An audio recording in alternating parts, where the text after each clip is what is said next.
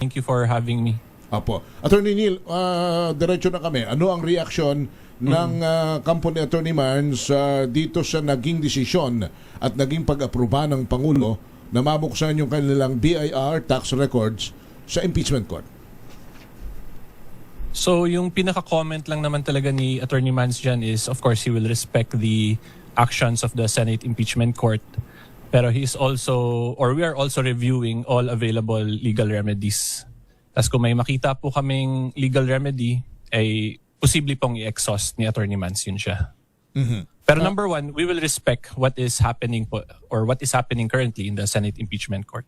Opo. Meron Kasi yun po yung proseso na currently. Yun yung status. Doon sa statement, ang pinakang heads po na nakalagay ay release of tax records is procedural step, not proof of wrongdoing. Anong ibig sabihin po nito? Yes. So ano po yan pag kukuha kasi ng evidence yung court, yung isang process po niyan is via a subpoena. So yung in-issue po, di ba, is subpoena duces tecum, meaning nag-order yung impeachment court to produce certain documents including yung BIR records. So pinroduce lang po yun ng BIR at ng mga bangko na inorderan ng court via the subpoena. And then that will still undergo the procedure, the legal procedure in the Senate Impeachment Court kasi meron pa rin naman yung rules on admissibility. Kasi kung makita din po ninyo yung order ng Senate Impeachment Court, sinabi ni Presiding Officer Escudero doon na dapat yung mga ebidensyang makuha via the subpoena must relate to the impeachable offense during the term. Okay, so from yung understanding po namin doon, kung hindi yun ma-relate ng prosecution, inadmissible evidence po yun. Okay. So ibig sabihin po, bibigyan nyo rin naman po, bibigyan po ng kampo ni Attorney Carpio ng pagkakataon na ang impeachment court na suriin yung mga dokumento, tingnan po kung pwede po o admissible kumbaga o pwedeng gamitin ito. Pero kung hindi po ay it is of course magiging decision po, tama ba, ng inyong kliyente na wag na pabuksan, wag na ipulat, wag gamitin. So, ganito na lang kasi ma'am para mag-gets nyo talaga yung main issue talaga na nakikita namin. Currently naman po, di ba alam natin na yung in-issue ng BIR against Attorney Mans, VP Sara, and some corporations was a letter of authority. Yeah. So, yung letter of authority po kasi, LOA, that is preliminary pa lang po yan sa BIR. Para yung BIR mag-conduct ng review, may clarificatory question sila sa taxpayer. So, wala pang any tax deficiency wala pang actual na sinabi yung BIR na may tax deficiency sila Attorney Mans. So yung dilemma lang namin, kung preliminary pa sa BIR tapos i-disclose dun sa impeachment, parang possible magka-conflict kasi dun magkaka-accrue ng conclusions pero sa BIR, puro palang preliminary yung nangyayari. Teka muna. Yun yung issue dun. And then yung second issue po, pag, di ba meron pong test of relevancy din ng evidence, whether or not it relates to the impeachable offense during the term. Paano po kung hindi nila ma-relate pero dinivulge nila yung mga confidential documents? Okay. So unfair din po yun to Attorney Mans. Kasi we have to remember, Attorney Mans is not an impeachable officer. He has his own set of constitutional rights that should also be respected and protected. Okay. So Attorney, ano po ba dapat? Ano po ba ang nais naman po ng kampo ni Attorney Carpio? Sabi nyo, oo nga naman, it makes sense. Kung na-divulge na pero hindi pala relevant dun sa mga Ma-relate, yes. So politically, di ba, ang pangit na tingnan. Yes. So ano po ba dapat ang inyo pong nais na gawin ukol po dito sa mga dokumentong ito? So since confidential matter siya, yung sa amin, dapat ma-disclose din siya in a confidential way via executive session. Okay. So kasi like what I stated, di ba, yung sa BIR ngayon, LOA pa lang, preliminary. Tapos it would appear now in the impeachment, parang may mga conclusions na mga ganito. Pero currently, wala pa pong any declaration of tax deficiency. Teka muna. Plus, we also have to remember din po kasi sa BIR, yung purpose ng LOA is to determine whether or not you have a tax deficiency. Hindi din po automatic yun na porkit may tax deficiency ka, that's already unexplained wealth. That's a completely different issue. So yun yung possible magkahalo-halo kasi. Tas in the eyes of the general public, pag hindi nila mag-gets yung difference nun, yung distinctions between tax cases from criminal cases, unfair yun. Especially to Attorney Mans, who is not an impeachable officer. Teka muna, Attorney Neil, dapat ang mangyari muna ay matapos muna yung preliminary investigation sa side ng BIR. Sa side ng BIR at makita ko may tax deficiency bago ito iharap sa impeachment court. Is that what you're saying? Not necessarily naman po, pero yung point lang namin nga, pag nakita nyo yung difference, di ba, sa BIR, preliminary, tapos sa impeachment, gagamitin lang for conclusory purposes. So, possible magka-issue po talaga ba?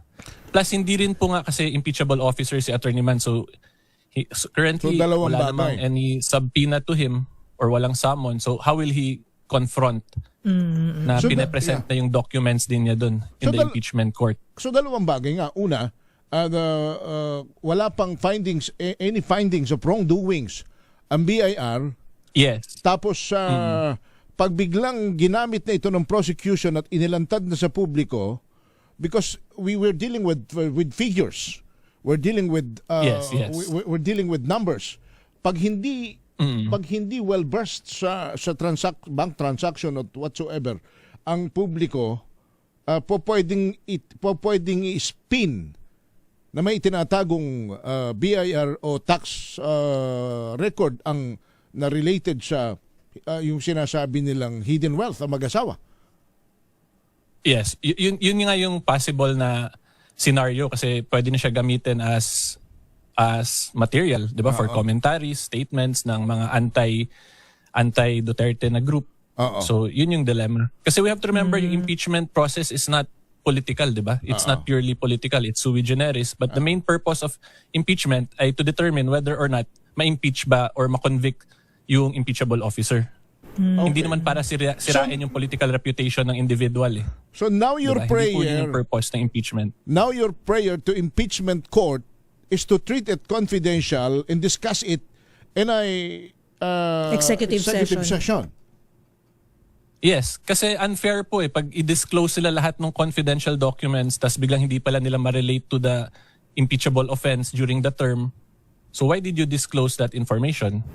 It's all Diba, out it in will the affect the political open capital na. of the respondent eh. Tapos si Attorney Mans, being a private respondent, maapektuhan din yung reputation niya as a practicing lawyer. Okay. So, Kaya nga lagi naming sinasabi before pa na si Attorney Mans should be given a different treatment kasi he has his own set of constitutional rights that should be protected. Plus if you also look at yung corporations din po, di ba? Yung corporation is also a separate juridical entity. May sariling personality din po yan under the law. Hindi naman porket may shareholdings ka dun, ibig sabihin sa ikaw lang yung corporation na yun eh. okay. So at least Diba? So madami pong madaming questionable, madaming legal questions that should be really addressed. okay. So what Otherwise, pwede siya magamit talaga for political persecution purposes. I-divulge lang kasi hindi ma-relate. Wala, ano pa yung magagawa ng respondent Okay. in that situation? Okay. So attorney, at least medyo malinaw na po tayo sa issue na yan, ano. So I'm just going back to the statement released by Attorney Carpio, ano. Now when the statement said, and I will read it po, ano. So respect for the rule of law requires allowing the Senate Impeachment Court to perform its constitutional mandate independently Yes. and without external influence. Can you explain this? What is it? Bakit kailangan ay independently, and ano po yung tinutukoy na external influence? So yung external influence dyan, that's going to be the public. Hindi siya maging trial by publicity dapat. It should be based on the rule of law. Kasi the impeachment process, although quasi-political siya, meron pa ring rules of procedure. Meaning dapat masunod yung rules of procedure and then yung evidence. It must be all based on the rule of law. Yun yung simplest way to explain that po. Ako naman kasi pagkakaintindi ko rin naman po dito is Attorney Manasseh Carpio is not the one on trial. Tama po ba ang aking pagkakaintindi? Yes. Opo, that is correct. Yung bang punto na yan na he is a private individual and hindi nga siya nasa subpoena pa, will you not go to the Supreme Court for that particular matter? Hindi ko lang masabi currently, sir, kung ano yung legal strategy namin, yung specific. Pero we are fully reviewing everything.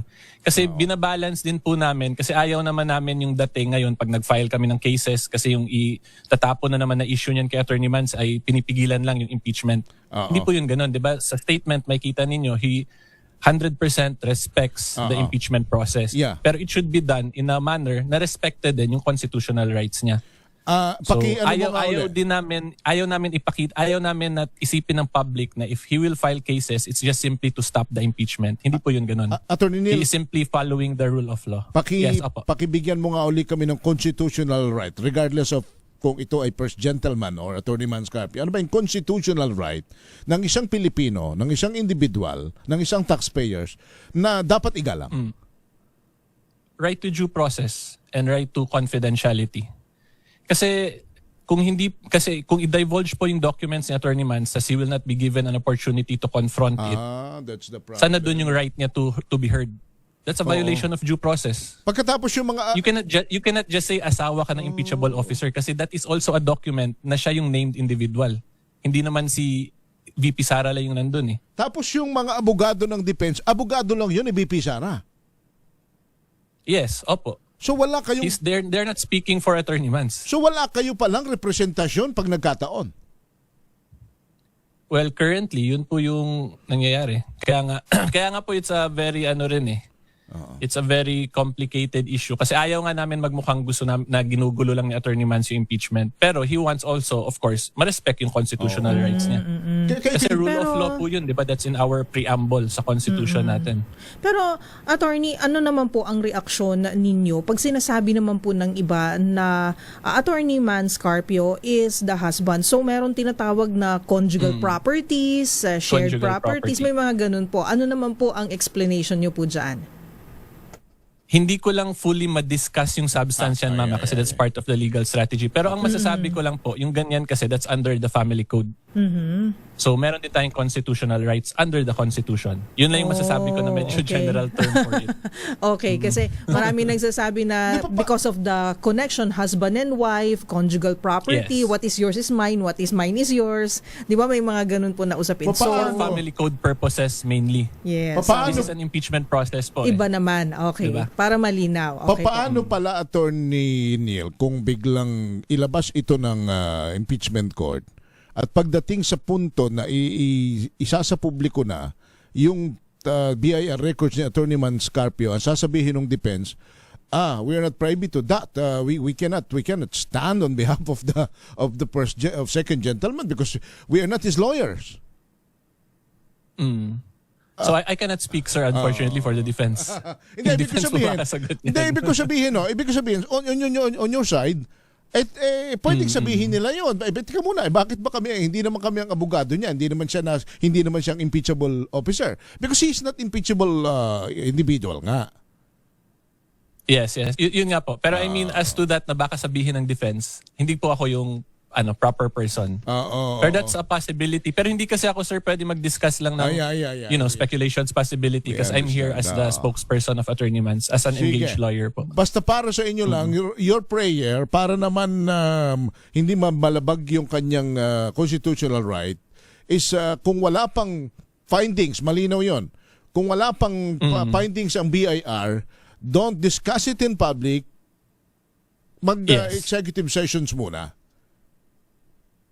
Yes, yan yung hope and prayer po namin. Para at least balance din naman yung right to privacy. Opo. And then Tapos also... mapapakita natin na hindi lang siya for trial by publicity purposes, di ba?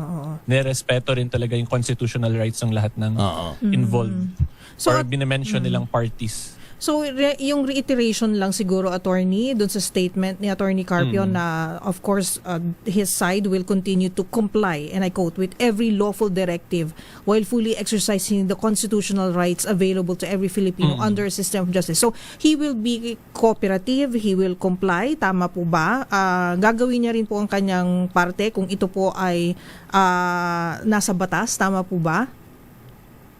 Well, kung may order yung Senate Impeachment Court, may subpoena, parang ganyan, we will comply. Pero of course, yung final arbiter pa rin kasi is always the Supreme Court.